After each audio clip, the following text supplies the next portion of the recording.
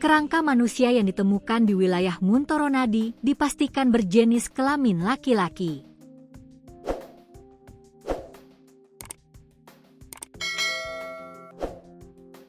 Temuan ini memunculkan pertanyaan di tengah masyarakat, apakah ada kaitannya dengan sepeda motor misterius yang sebelumnya ditemukan terparkir di kawasan hutan setempat selama berminggu-minggu. Kerangka tersebut ditemukan di jalan penghubung Dusun Pakel dan Dusun Kamplong, Desa Ngadipiro, Kecamatan Muntoronadi, pada Selasa, 7 April 2026, pagi. Penemuan ini merupakan tindak lanjut dari pencarian yang dilakukan polisi bersama warga setelah adanya laporan sepeda motor tak bertuan yang berada di lokasi sejak sekitar 3 minggu sebelumnya.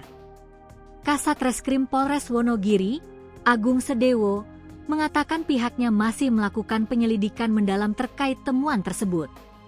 Namun, dari hasil pemeriksaan awal, polisi telah mengidentifikasi ciri fisik kerangka.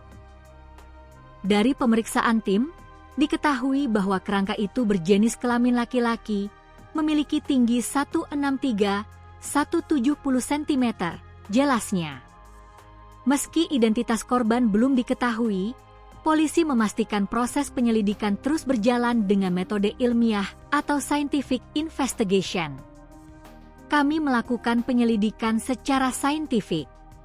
Masih kami tunggu hasilnya untuk mengungkap identitas kerangka itu, imbuhnya. Di lokasi penemuan, polisi juga menemukan sejumlah barang bukti yang diduga berkaitan, di antaranya mantel, sandal, tas pinggang, serta senapan angin. Selain itu, beredar pula informasi adanya seutas tali yang terikat di pohon di sekitar lokasi.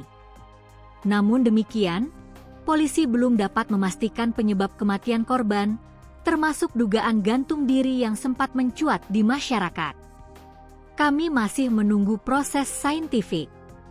Nanti kita lihat hasilnya seperti apa, ujar dia. Terkait isu yang mengaitkan kerangka manusia tersebut dengan sepeda motor misterius yang lebih dulu ditemukan, pihak kepolisian belum memberikan kesimpulan. Semua kemungkinan masih didalami sambil menunggu hasil pemeriksaan lebih lanjut.